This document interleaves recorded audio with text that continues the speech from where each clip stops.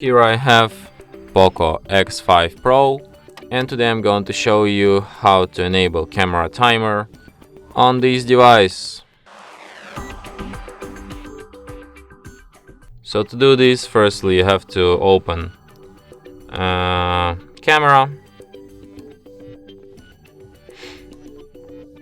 then tap on three stripes here, and in this second line you can switch timer.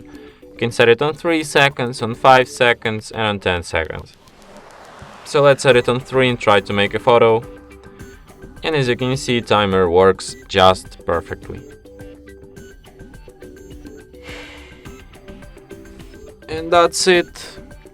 Thanks for watching. If you find this tutorial useful, don't forget to hit that like button and subscribe to our channel.